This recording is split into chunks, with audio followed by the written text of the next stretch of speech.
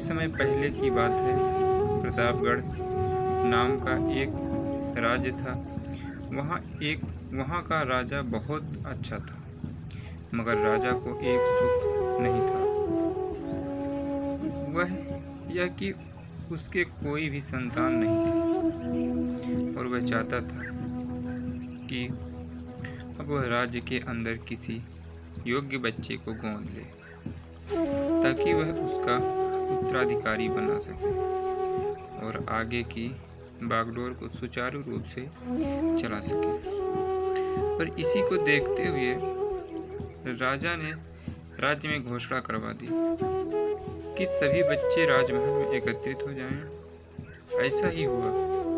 राजा ने सभी बच्चों को पौधे लगाने के लिए भिन्न भिन्न प्रकार के बीज दिए और कहा कि हम 6 महीने बाद मिलेंगे और देखेंगे कि किसका पौधा सबसे अच्छा होगा।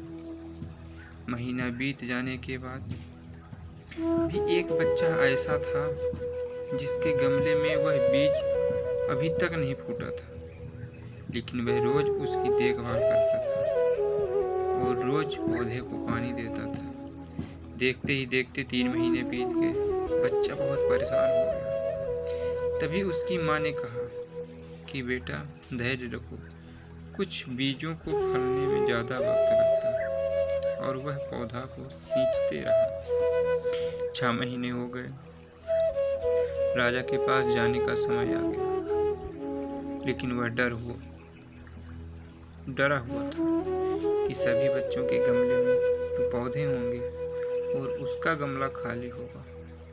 लेकिन वह बच्चा ईमानदार था और सारे बच्चे राजमहल में आ चुके थे।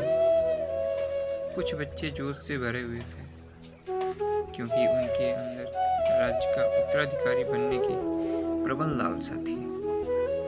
अब राजा ने आदेश दिया, सभी बच्चे अपने अपने गमले दिखाने लगे, मगर एक बच्चा सहमा हुआ था क्योंकि उसका गमला खाली था। तभी राजा की नज़र उस गमले पर पड़ी। उसने पूछा, तुम्हारा गमला तो खाली है? तो उसने कहा, मैंने इस गमले की 6 महीने तक देखभाल की है। राजा इसकी ईमानदारी से खुश था कि उसका गमला खाली है, फिर भी वह हिम्मत करके आया। यह तो गया सभी बच्चों के गमले देखने की बात। राजा ने उस बच्चे को सभी के सामने बुलवाया। बच्चा सहम गया और राजा ने वह गमला सभी को दिखाया। सभी बच्चे जोर जोर से हंसने लगे। राजा ने कहा, शांत हो जाइए, इतने खुश मत होइए। आप सभी के पास जो पौधे हैं वो सब बंजर हैं। आप चाहे कितनी भी मेहनत कर लें, उनसे कुछ नहीं निकलेगा। लेकिन असली बीज यही था। राजा उसकी ईमानदारी से बेहद खुश हुआ और उस बच्चे को राज्य का उत्तराधिकारी बना दिया।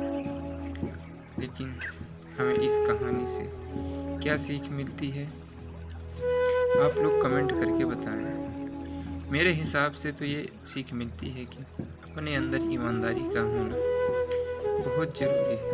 अगर हम खुद के साथ ईमानदार हैं तो जीवन के किसी न किसी पड़ाव में सफल हो ही जाएंगे, क्योंकि हमारी औकात हमें ही पता होती है। हम खुद को पागल बनाकर खुद का ही नुकसान करते हैं।